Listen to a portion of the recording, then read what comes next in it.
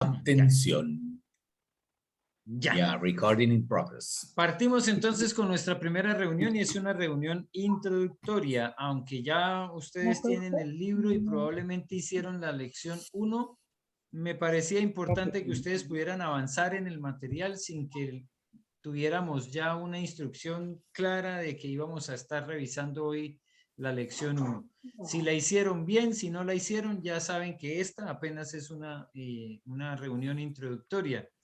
Se llama La Peña Introductoria y así aparece en el libro que yo tomo, que es el Manual del Tutor, que es el que nos da todas las pautas para lo que hacemos y desarrollamos en cada una de nuestras reuniones. Que ya sabemos por qué se llaman peñas, ¿cierto? ¿Qué significa peña? Reunirse para conversar. Reunión. El lugar de reunión, eso. Sí, reunión, sí. Lo interesante, y lo ratifico, que yo hice este material estando en Colombia y se llamaban peñas y no daban mucha explicación al respecto, solamente decía que era el sitio para la reunión. Pero cuando ya llegué aquí y escuché lo que significaba Peñalolén, Lugar de reunión. reunión de amigos, es lo No, que de amigos, significa perdón. Peñalolén, entonces ahí entendí por qué se llamaba Peña. Y después, porque ni siquiera estando en Colombia, cuando vi el material, yo leí algo que tuviera alguna referencia sobre el origen de estos materiales. El origen de estos materiales es chileno. Y yo lo hice en Colombia y no tenía ni idea de que era chileno. Y miren hasta dónde me trajo el Señor. Y aquí vamos a entender que Peña viene del Mapudungún, que significa reunión. Así que de ahí lo tomaron. Muy chileno. De manera que nuestra peña, nuestra reunión es el espacio donde no solamente podemos traer nuestros aportes, sino también nuestras preguntas. Y en la estructura que hemos manejado siempre, realizamos la evaluación. La evaluación que está al final del libro la hacemos estando aquí reunidos. Lo demás, el trabajo en cada una de las lecciones es individual o así como lo han hecho ustedes en algunos momentos, pudiendo reunirse en su familia, con su pareja o con los amigos que tienen cerca. No hay una instrucción que diga que tiene que ser individual, pero lo que sí es que es un material que se ve de una forma autodidacta. La lección la realizan ustedes cada uno. El libro 2, entonces, que es el que estamos abordando, es una serie sobre la vida de Pablo y sus cartas. Este curso tratará del segundo viaje misionero de Pablo y de las cartas que escribió relativas a esta gira, tal como se va a notar a continuación.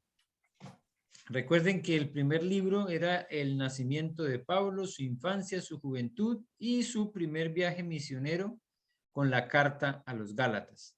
Ese fue el primer libro que hicimos.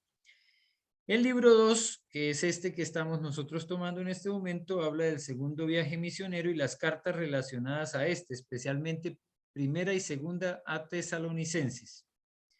Y el libro 3 habla del tercer viaje misionero, el encarcelamiento y martirio de Pablo y las cartas relacionadas con este periodo, es decir, las cartas desde la prisión, las cartas que él escribió cuando estaba en la cárcel. ¿Cuáles son los objetivos del libro 2? Al completar este curso, usted será capaz de, primero, relatar los acontecimientos más importantes del segundo viaje misionero de Pablo, nombrando especialmente las 5 ciudades principales donde desarrolló su ministerio y las provincias romanas en las que estaban ubicadas. Segundo, nombrar las 2 cartas que Pablo escribió durante su segundo viaje y explicar cómo algunos pasajes de estas cartas nos ayudan a entender este periodo de la vida y el ministerio de Pablo y lo que predicó en Tesalónica. Tercero, identificar las cartas que Pablo escribió después a las iglesias que fundó en el segundo viaje misionero y explicar cómo parte de estas cartas nos dan a conocer acontecimientos, lugares y personas relacionadas con su segundo viaje misionero.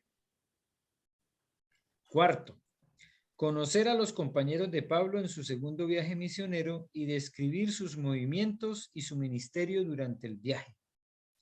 Y quinto, mencionar las cartas que Pablo escribió al final de su vida a uno de sus compañeros del segundo viaje e ilustrar cómo éstas nos proporcionan mucha información, no solo referente a este compañero, sino también sobre los métodos que usó Pablo al preparar gente para el ministerio en el servicio del Señor. Así que Pablo se nos presenta no solamente como ejemplo de misionero, de fundador de iglesias, sino también como discipulador, la forma en la cual él discipuló a compañeros que lo acompañaron en esos viajes. Los materiales necesarios, entonces, como ya lo hemos dicho en otras ocasiones, o por obvias razones, el libro de estudio número 2, una Biblia, preferentemente Reina Valera 1960, aunque no excluye las otras versiones, pero ayuda cuando tenemos la misma versión en la que está escrita el libro, porque algunas respuestas pues van a ser idénticas si la tomamos de la Reina Valera. Un cuaderno para apuntes, aconsejable para tomar notas, desarrollar tareas o anotar dudas para considerar posteriormente en la peña. Y nuevamente, como en los otros libros, no solamente en los de la vida de Jesús, sino también en el del apóstol Pablo, número 1, que ya vimos, lápices de color, rojo, verde, amarillo y azul. Esos colores se van a utilizar muchas veces para distinguir algún tema específico o para destacar o resaltar alguna idea. De manera que el lápiz de color pues ayuda para identificarlo más rápidamente. Si uno no tiene los colores, pues si lo puede destacar de todas maneras, ya sea con un destacador o hacer una marca, igual va a ayudar. Ya. La pregunta que sigue es, ¿cómo hacer las lecciones A y B? La lección dice, haga la lección, escriba sus respuestas en los espacios marcados con una línea. Al completar la lección, compruebe y, de ser necesario, corrija sus respuestas con las comprobaciones que se encuentran en el pie de página. Si en el transcurso de la lección tiene dudas sobre una respuesta, compruébela de inmediato, pero solo después de haber escrito su propia respuesta en los espacios dispuestos para ella. La idea es que uno se pueda corregir a sí mismo. A veces nos cuesta pensar en que nos vamos a equivocar, pero equivocarse no está mal siempre que significa una oportunidad para aprender. Entonces, no está mal equivocarse. Después de terminar su primera lectura y de haber escrito todas sus respuestas, repase la lección leyéndola de nuevo, pero esta vez respondiendo verbalmente y de memoria las preguntas. Si no recuerda alguna, lea la respuesta que usted escribió para refrescar la memoria.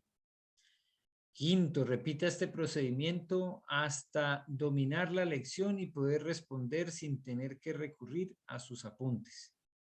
Una nota. En el caso de las letras que indican un lugar en los mapas, no trate de recordarlas, pero asegúrese de saber dónde están esos lugares y sus nombres. Porque los mapas a veces tienen diferentes letras que ayudan a identificar lugares y no sirve de mucho aprenderse la letra. Porque en otra lección o en otro libro puede ser otra letra. Lo importante es distinguir el lugar.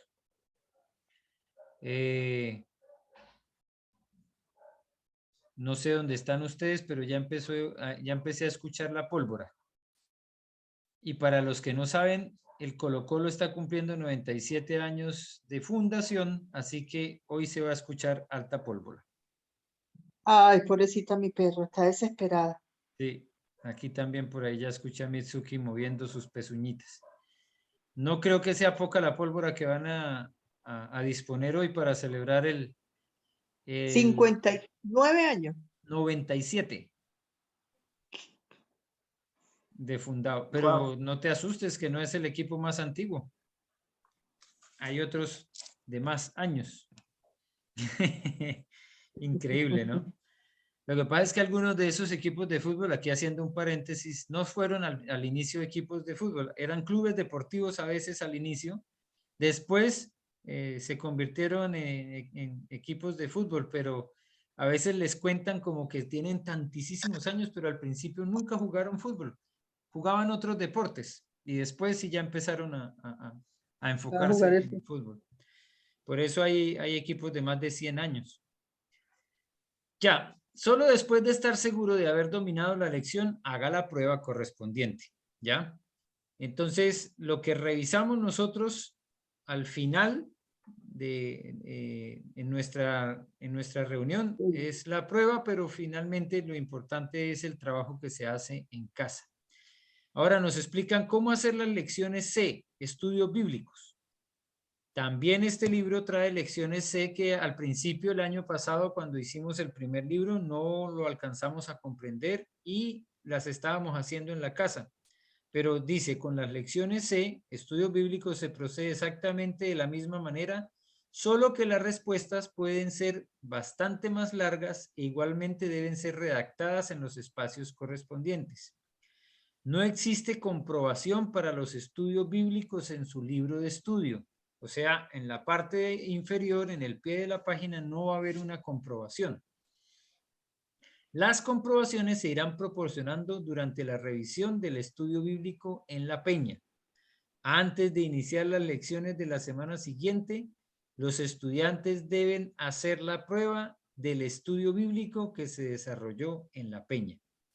Entonces, esto que hacemos nosotros, que es una revisión pretémpore anterior al trabajo, es lo que vamos a hacer hoy.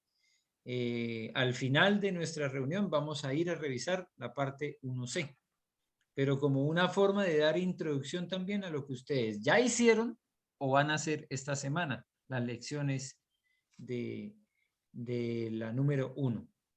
Entonces, ¿alguna pregunta, alguna duda al respecto de lo que acabamos de hablar? Bueno, de nuevo seguiremos tomando nota de las partes que impliquen mayor duda o para trabajarlo acá, pues, ¿no? Como habíamos hablado, pues, en anteriores oportunidades. Así es. Nunca está mal preguntar. Normalmente lo que sucede cuando hacemos una pregunta no es que alguien nos va a ridiculizar diciendo, uy, ¿por qué preguntas algo tan obvio? Sino que lo que realmente sucede muchas veces es que cuando uno hace una pregunta, alguien dice, yo también tenía esa misma pregunta, pero a veces no se atreven a hacerla. Entonces, hay que hacer las preguntas que sean necesarias. Todas son buenas, todas son valiosas, todas son importantes. Así que podemos desarrollar estas lecciones con la certeza y la seguridad de que el Señor nos va a permitir entender, aprender mucho y ver reflejado también su misericordia y su bondad a través de este tiempo que, como lo mencionaba el domingo, también se convierte muchas veces en un gran sacrificio. No así con el tiempo que uno dedica a veces a la televisión, ¿cierto? Que es como muy liviano, que es tranquilizante, que es relajante, que no se mueve sino a veces el dedo en el control remoto. Pero aquí vamos a tener que estar leyendo, estudiando, analizando, respondiendo, y eso pues va a implicar un esfuerzo especial. Así que es valioso y les agradezco a ustedes por su disposición a estar aquí. Así que hoy vamos a hacer algo que es un poco diferente a lo anterior, ¿cierto? Y a lo que vamos a hacer después, tal vez, porque vamos a revisar un poco del contenido del estudio bíblico del 1C, aunque es solamente introductorio para lo que va a ser el desarrollo de la lección. y dentro de 2 semanas, es decir, cuando hagamos la lección 2, también al iniciar la peña de la lección 2, vamos a devolvernos a la parte C. Así que es como que vamos a ver 2 veces la parte C. Hoy porque lo vamos a hacer como a manera de dar un fundamento y también acostumbrarnos a cómo es la dinámica del material. Y dentro de 2 semanas porque efectivamente es antes de revisar la lección 2 que revisamos la 1C. Antes de revisar la lección 3, revisamos la 2C. Antes de hacer la lección 4, revisamos la 3C. Así lo plantea entonces el libro, el material que es el que nos da la guía, la instrucción, y por eso pues así mismo lo vamos a desarrollar. Se escuchan fuertes esos bombazos, ¿no? ¿O soy yo? Angélica y Alfredo, No, hasta allá se escucha la Se pólvora. escuchan ¿O no? fuerte. Yo estoy acá en Ñuñoa. Claro, tú estás más cerca del Monumental, pero me imagino que hacia No. allá es donde está la celebración. Estás muteada, Angélica. Habilita el micrófono. Y no te escuchamos. Ecolecua. Ahí Es sí. que no escuché la pregunta, pastor. Que si la pólvora se escucha fuerte allá donde están ustedes. Muy fuerte. De hecho, le está diciendo Alfredo, eso no es un fuego artificial, pero eso es un bombazo. Porque Sí, fue parece. demasiado fuerte. Sí, No, No, pero aquí se está escuchan claro. fuerte. Está claro que son sí, fuegos de fuerte. artificio, pero son fuertes, claro, son especiales para la ocasión seguramente. Tal cual. Ya, ¿preguntas hasta el momento? No, todo bien. Bien, el libro que ustedes tienen entonces, La vida de Pablo y sus cartas, será entonces nuestro objeto de estudio. La invitación entonces es a que le demos un paso a la lección 1C, el segundo viaje de Pablo y sus cartas. ¿En dónde está basado el fundamento o el inicio de esta lección? El estudio bíblico en la segunda carta de Pedro, capítulo 3, versículos 14 al 18. Me voy a permitir leer. Segunda de Pedro, capítulo 3, versículos 14 al 18. Ya voy. Que yo estaba en Hechos. Sí. Pero vamos a dar una lectura rápida al texto que nos sugiere y que después igual lo vamos a seguir mirando. Pero a manera de introducción, pues leemos segunda de Pedro, capítulo 3, versículos 14 al 18. Dice, por lo cual, oh hermanos, estando en espera de estas cosas, procurad con diligencia ser hallados por él sin mancha e irreprensibles, en paz. Y tened entendido que la paciencia de nuestro Señor es para salvación, como también nuestro amado hermano Pablo, según la sabiduría que le ha sido dada, os ha escrito. Casi en todas sus epístolas, hablando en ellas de estas cosas, entre las cuales hay algunas difíciles de entender, las cuales los indoctos e inconstantes tuercen, como también las otras escrituras para su propia perdición. Así que vosotros, oh amados, sabiéndolo de antemano, guardaos, no sea que arrastrados por el error de los inicuos, caigáis de vuestra firmeza. Antes bien, creced en la gracia y el conocimiento de nuestro Señor y Salvador Jesucristo. A Él sea gloria ahora y hasta el día de la eternidad. Amén. Amén. Este pasaje de la Escritura a mí me emociona mucho porque veo cómo hay una interacción en la palabra del Señor entre las cartas, entre los libros, es una interacción que nos da a nosotros mucha confianza, debería afirmar mucho nuestra fe. Ya lo hemos hablado en otras ocasiones y es que la forma en la que está distribuida la Biblia por bloques de material no nos ayuda mucho para entenderla de una forma cronológica. Recuerden que los primeros 5 libros, el Pentateuco, están organizados no necesariamente porque hablen ellos de lo que fueron los primeros 6.000 años de la historia de la humanidad o los primeros 2.000, no, están en un orden que no necesariamente obedece a una cronología. Están unidos por un tema y es el autor. Y el autor, reconocido como Moisés, entonces los ubican como una unidad y por eso se le ha llamado Pentateuco de 5. Después vienen 12 libros que tienen un carácter histórico.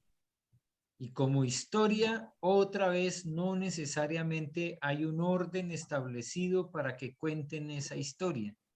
Están ahí por ser históricos, pero no porque cuenten la historia desde el año 2000 hasta el año 0.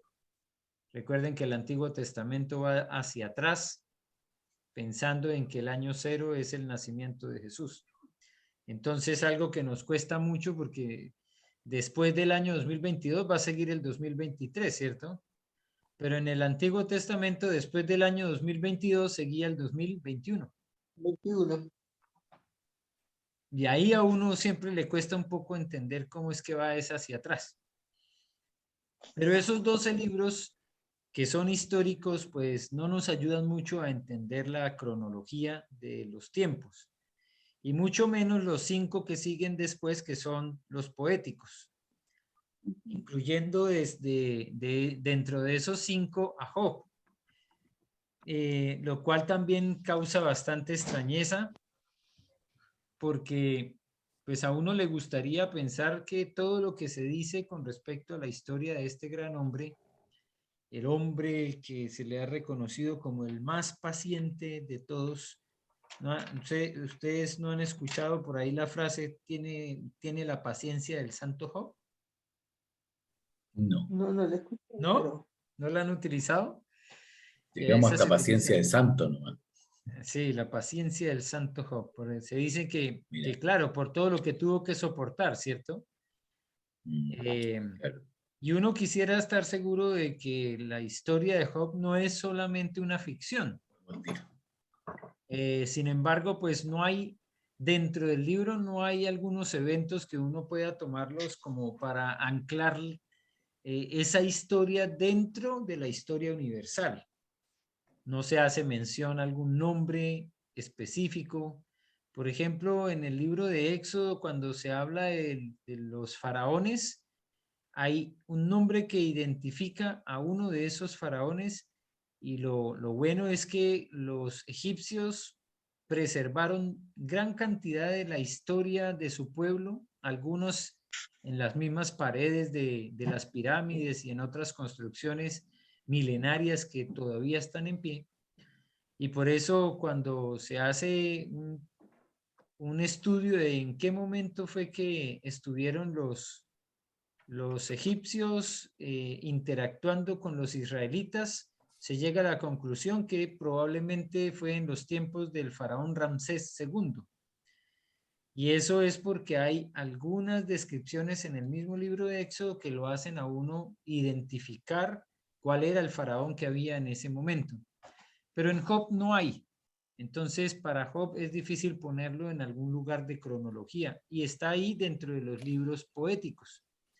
Así que es un bemol, podríamos decir nosotros, que no nos ayuda mucho en la forma en la que estamos viendo nosotros nuestro estudio de la Biblia, que podríamos abordarlo desde una óptica de los tiempos, cronológica. Los libros que vienen después son los profetas mayores. Y como mayores no son los más viejos, son los más grandes. Entonces son los libros que por su tamaño y por su contenido fueron ubicados también en una sola sección. Isaías, Jeremías, Ezequiel. Entonces estos que están ahí se diferencian de los siguientes 12, que son los profetas menores, no por edad, sino por tamaño, porque son libros de una envergadura mayor. Y ahí llegamos nosotros al final del Antiguo Testamento, pero viendo y notando cómo algunos libros citaban a otros, cómo algunos de los profetas pueden mencionar específicamente eventos que se hablan en otro libro de los profetas, cómo hay una compañía entre lo que se dice en Esdras y lo que se dice en Nehemías. Y así entonces cuando hacemos nuestros estudios es muy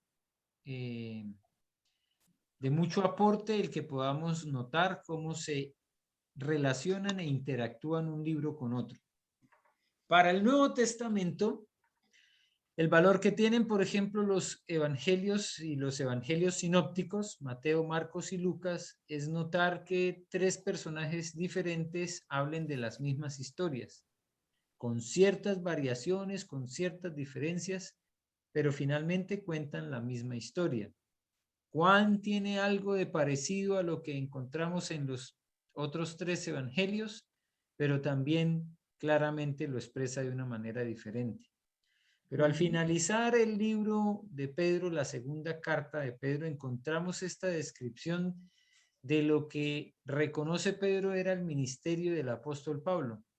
Y eso es supremamente enriquecedor porque conecta la literatura de Pablo con la literatura de Pedro. Conecta la historia de uno de los apóstoles con otro que se reconoce también como apóstol, que no estuvo ni siquiera con los 12.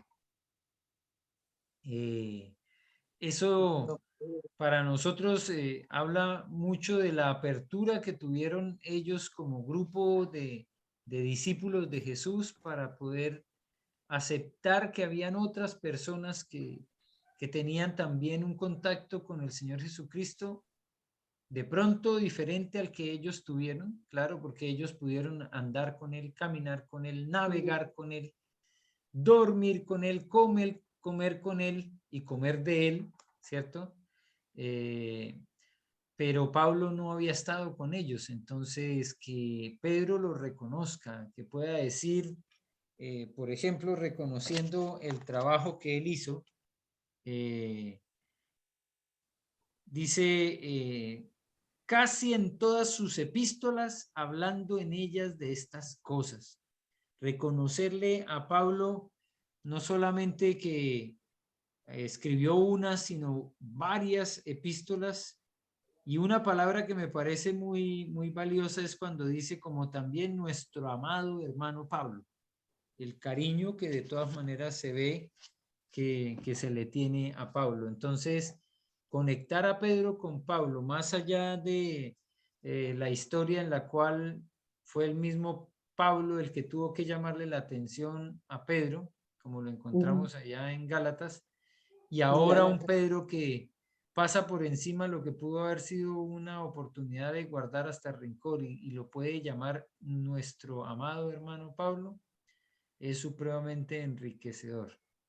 Entonces, al ver nosotros esta interacción entre 2 personajes tan importantes que fundamentaron la iglesia, pues es muy enriquecedor notar cómo hay una interacción entre los libros del Nuevo Testamento también, como lo hay entre los libros del Antiguo Testamento.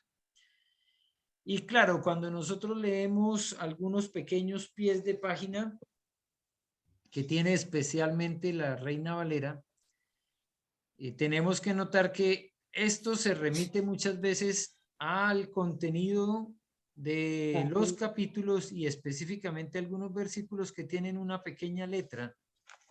Este es un tema del cual hemos hablado en varias ocasiones, pero es bueno ratificarlo. Nuevamente, hablar de las citas referenciales que tiene la Biblia. Por ejemplo, En el capítulo 3, versículo 8, siguiendo en el mismo lugar donde estamos, segunda de Pedro, capítulo 3, versículo 8, dice, mas, oh amados, no ignoréis esto, que para con el Señor un día es como 1000 años y 1000 años como un día. ¿Cierto? Eso dice el versículo 8. Y aparece una letra en superíndice, es decir, más pequeño, pero en la parte de arriba, después de la palabra día, la letra D. ¿La estás viendo ahí, María Angélica? ¿Tu Biblia la tiene? ¿Tiene la referencia? Después del versículo 8, al finalizar el versículo 8, hay una pequeña letra D. Por eso, ¿ya? ¿La ubicas ahí, Alfredo? Esa letra D nos remite a la parte inferior, donde también hay unas letras que son referenciales. Está la E, pero después empieza A, B, C y D. Y la D dice, después del versículo 3:8, nos debe remitir al Salmo 94. Salmo 94. Elo, ¿tú estás escuchando o se te cayó la conexión? No, estoy escuchando. Ya. Y el Salmo 90, versículo 4, nos dice lo siguiente.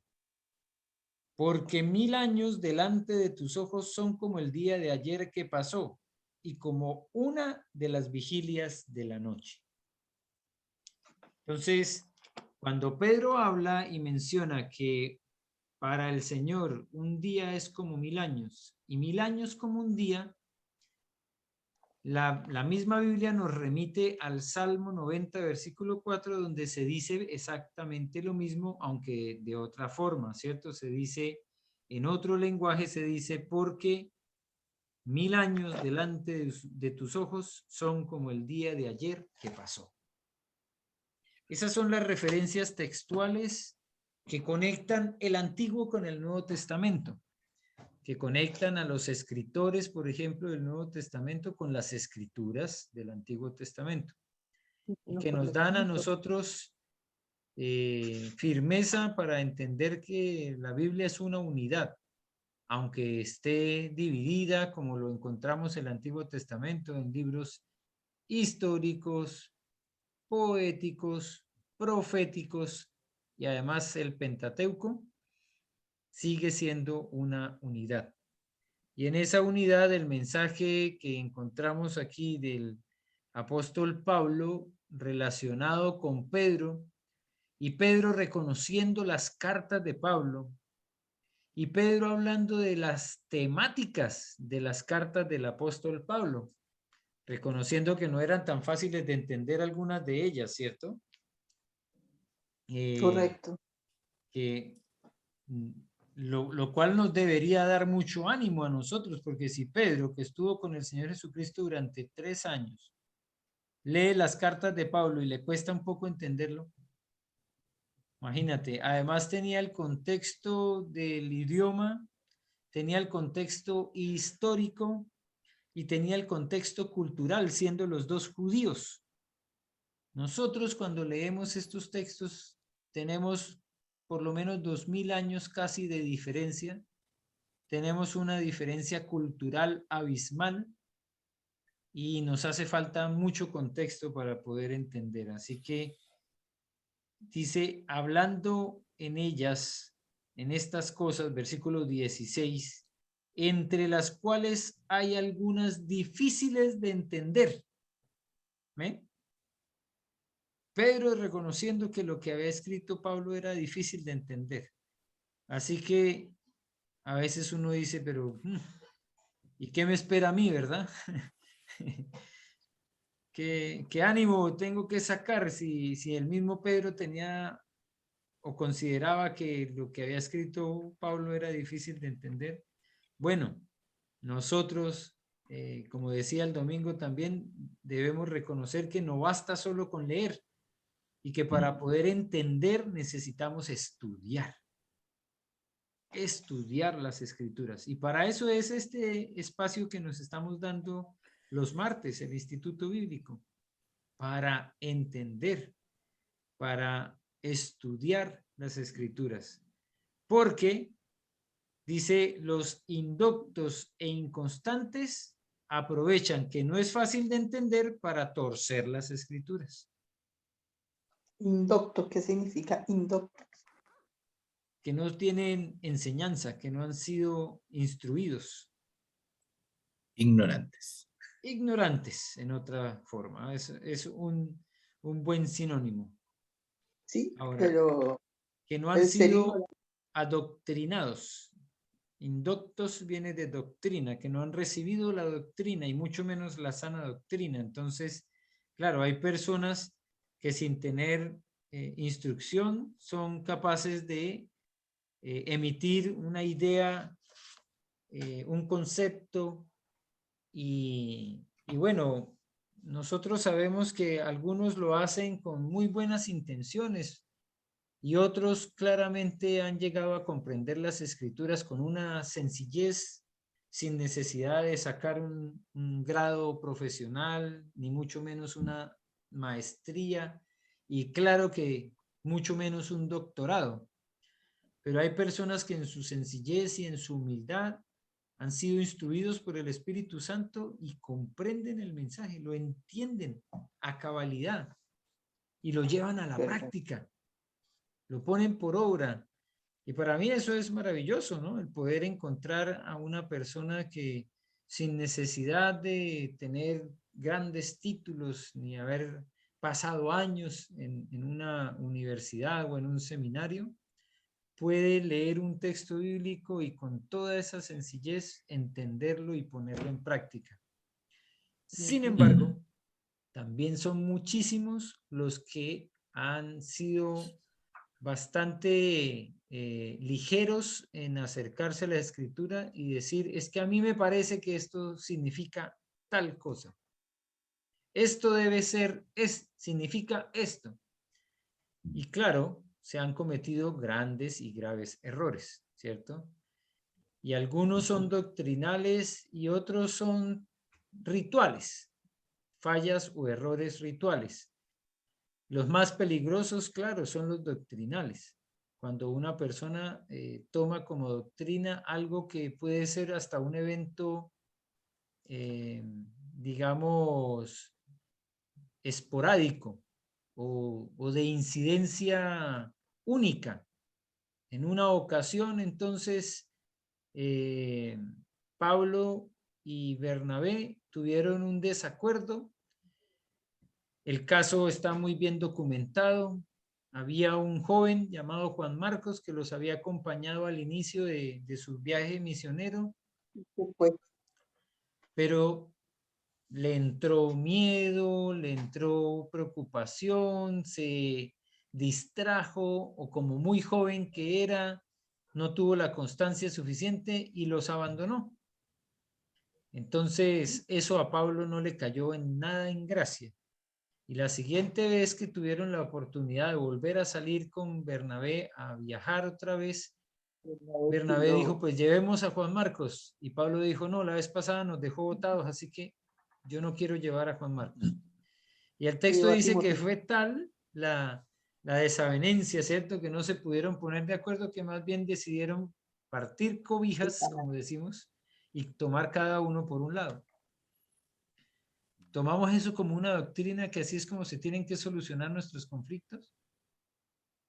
¿O entendemos que fue una situación puntual? Algo que pasó, que nos muestra toda la humanidad de Bernabé y la humanidad de Pablo. Una historia que no omitieron. Uno diría, pues esto no deja muy bien, no deja muy bien parados a Pablo y a Bernabé, ¿cierto? ¿Cómo así que no fueron capaces de solucionar sus inconvenientes? No. Alguien que de pronto quiere parecer como muy perfecto, pues no habría puesto esa historia ahí porque no habla muy bien de ellos, pero habla de la realidad, habla de la humanidad y nos da a nosotros una idea de lo que puede llegar a pasar, pero no nos da una pauta para que siempre cada conflicto se tenga que solucionar de esa manera. No nos dice es que todas las veces que entren en conflicto con alguien, cada uno tome para un lado diferente. No. Entonces, algunos de los errores doctrinales, por ejemplo, son muy profundos y han causado mucho daño porque alguien toma una situación particular y específica como la del conflicto entre Pablo y Bernabé y lo convierte entonces en una regla general para toda la iglesia. Y eso, pues además de que causa muchos conflictos, además puede causar grandes divisiones.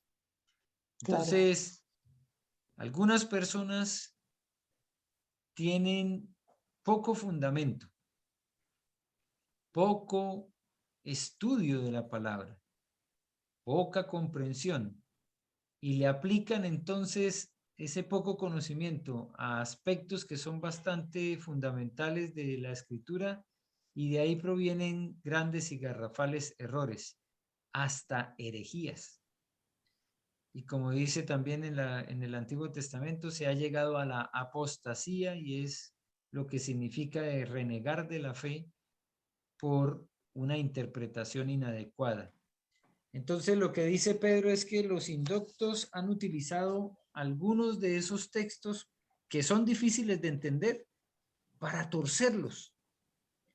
Y no solamente los textos del apóstol Pablo, mira que sigue diciendo Pedro y dice, como también las otras escrituras, no solo lo que escribió Pablo, sino otros textos de las escrituras han sido utilizados, los han torcido para acomodarlos de tal manera que digan lo que algunas personas quieren que digan.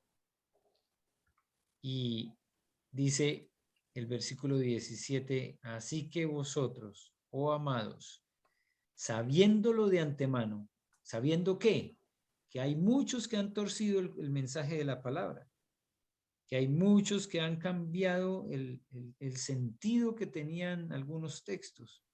Sabiéndolo nosotros, guardaos, no sea que arrastrados por el error de los inicuos, caigáis de vuestra firmeza. Así que ninguno de nosotros tiene todo asegurado. Cualquiera de nosotros puede cometer un gran error en la interpretación y en el estudio de las escrituras, y por eso nos necesitamos unos a otros. Alguno de nosotros puede llegar a decir hasta una barbaridad monumental. Y tal y como lo hemos planteado entre nosotros como congregación, la responsabilidad es de todos, no solo del que dijo la barbaridad, también de los que escucharon y no corrigieron. Y no corrigieron. Entonces, que el Señor nos libre de la arrogancia que a veces nos acompaña a cada uno de nosotros como humanos, de creernos que somos los que tenemos toda la razón o que tenemos toda la verdad. Que nos libre el Señor de eso, porque esa actitud es la que no permite que otros se acerquen a nosotros con amor para corregirnos, para decirnos, mira, lo que dijiste no es correcto. Así como también lo necesitamos para nuestras acciones y actitudes, ¿cierto? También para que alguien con amor nos pueda decir, mira, esa forma en la que actuaste no es correcta. Correcto. A veces la arrogancia, la prepotencia no permite que otros... En la vida diaria. En la vida diaria, ¿no? Sí. O sea, superemos solamente, no solo nos quedemos con el contexto de lo que significa entender el mensaje, sino que también hablemos de nuestra propia vida y cómo a veces construimos barreras que no permitan que la gente se acerque a nosotros para corregirnos. Y esa actitud arrogante y prepotente pues puede causarnos bastante daño, ¿cierto? En el contexto de que a veces podemos seguir convencidos de que yo soy el único que tiene la razón y los demás, el resto del mundo está equivocado. Y eso nos aleja mucho de la juventud también, porque muchas veces nosotros adultos tenemos que aprender de ellos también. Así como es nuestra labor enseñarlos, educarlos y guiarlos, resulta que ellos en su contexto nos enseñan todos los días. Y si nos mantenemos con una mentalidad cuadrada, arrogante, creyendo que tenemos la verdad en la mano porque además somos mayores, adultos y tenemos todo el conocimiento, los alejamos porque hay que escucharlos también y hay que aprender también. Y muchas veces yo puedo decir, yo a esta edad he aprendido mucho de mis hijas. Y ellas me han cambiado mi actitud ante la vida, me han cambiado la forma de manejar la vida. Todo eso que yo traía de mi niñez también, de mi historia. Y que hoy en día me doy cuenta que no era la mejor forma de hacerlo. Y eso lo he aprendido de mis hijas. Entonces he tenido que aprender a abrirme a esa enseñanza y ser humilde para poder entender. Una buena actitud cuando estamos estudiando las escrituras también así en grupo, ¿no? Así es. Mantenernos humildes y estar dispuestos a ser corregidos y a aprender. Bueno, lo que dice Pedro entonces es que debemos nosotros guardarnos. Guardémonos porque podemos caer en el mismo error. Y guardar, en el engaño. considerar que nosotros en nuestra debilidad no estamos tan lejos de los demás.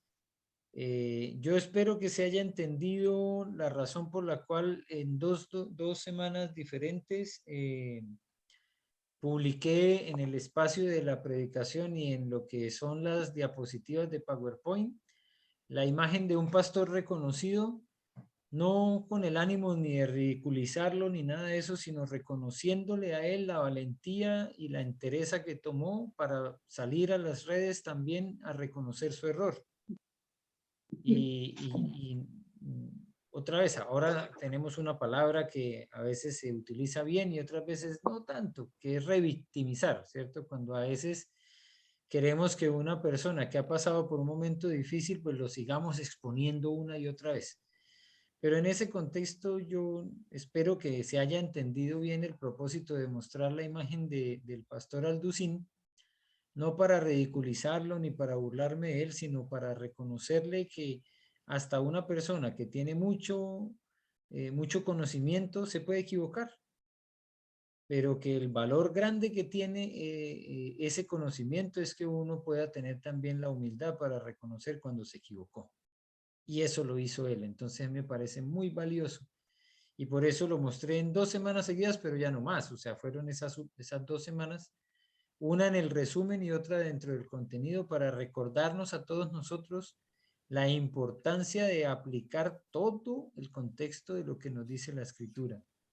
Si ya Jesús había dejado claro que nadie podía saber la hora ni la fecha, sino que el único que lo sabe es el Padre, pues tratar de ponerle fecha a la segunda venida de Cristo es bastante atrevido. Y lo que estamos aprendiendo hoy es que no podemos desestimar la historia que otros han vivido y creer que los que se equivocaron son ellos y nosotros nunca nos vamos a equivocar. No. Cuando el apóstol Pedro nos dice guardaos, quiere decir tengan cuidado, protéjanse, autoanalícense, porque puede ser que fácilmente uno caiga en el mismo error de esos que nosotros llamamos inicuos, indoctos, y es fácil decirles así, ¿no? Estos que se equivocaron, pero a veces nosotros también podemos llegar a caer en errores igual que ellos o peores. Entonces considerémonos y tengamos mucha atención a lo que el Señor nos está llamando a hacer y a vivir. Último versículo 18. Antes bien, creced en la gracia y el conocimiento de nuestro Señor Jesucristo. Ese sí es el propósito mayor y es la razón por la cual estamos aquí. Para crecer en la gracia y en el conocimiento de nuestro Señor Jesucristo. Así que de ahí en adelante el estudio bíblico entonces nos va a llevar a mirar los 5 acontecimientos clave del segundo viaje misionero de Pablo que están en Hechos, todos en Hechos 16, 26, 17:5, 17:11, 17:19 al 22 y 18:9. Hay que nombrar entonces en orden como sucedieron esos 5 acontecimientos y dedicarnos entonces un momento a reflexionar en lo que significó también para el apóstol Pablo haber pasado por algunas iglesias, escribir algunas cartas, saber que esas cartas eran para iglesias específicas, pero que tomaron la sana costumbre de sacarles copias y distribuirlas entre las otras iglesias. Dice Pedro, lo acabamos de leer nosotros, versículo 16, casi en todas sus epístolas, hablando en ellas de estas cosas. Quiere decir que el apóstol Pedro había leído todas las epístolas del apóstol Pablo, todas, para que pudiera decir que en casi todas hablaba de este tema. Quiere decir que él las leyó todas, ¿cierto? La única forma de poder evaluar si en todas habló de tal tema, pues tendría que haberlas leído todas, pero cuando él dice en casi todas, quiere decir que las leyó todas y se dio cuenta que en casi todas hablaba de este tema. De manera que las cartas que el apóstol Pablo escribió a esas ciudades como Éfeso, Tesalónica, a la región de Galacia, a Filipos, a Colosas, fueron cartas que se llevaron a otras congregaciones, que se multiplicaron, que se hicieron copias y que fueron conocidas por los demás miembros de las otras iglesias. Eso entonces también para nosotros es un mensaje muy poderoso, porque cuando leemos el mensaje que se le envió a Tesalónica, estamos creyendo claramente de que cumplía con un propósito específico para esa ciudad, pero que en el fondo el mensaje podía ser aplicado o replicado en otras congregaciones. Y por eso se hicieron copias y se mandaron entre unas y otras. Ah, los de Éfeso no recibieron todavía la carta que se mandó a Filipos. Mándenme la copia, que lo que nos mandó a nosotros aquí a Éfeso también se lo vamos a enviar a ustedes para que todos podamos estar aprendiendo de lo que fue ese ministerio que el Señor le encargó a Pablo. Así que nuestro propósito sigue siendo el mismo, aprender de todo lo que se escribió, ya sea que se haya enviado para una ciudad o para otra, o directamente a un personaje, ¿cierto? Filemón, por ejemplo, es una carta personal que se le envía a alguien que considera el apóstol Pablo que es como un hijo, o las cartas que se le enviaron a Timoteo como parte de su ministerio, también la que le envió a Tito. Todo nos enseña, todo tiene un plan y un propósito, y al final el apóstol Pedro dice que se cumpla ese propósito, que puedan crecer en la gracia y en el conocimiento de nuestro Señor Jesucristo. Así que para eso estamos. Amén. Hoy, como peña introductoria, vamos a llegar hasta aquí, hasta esta hora.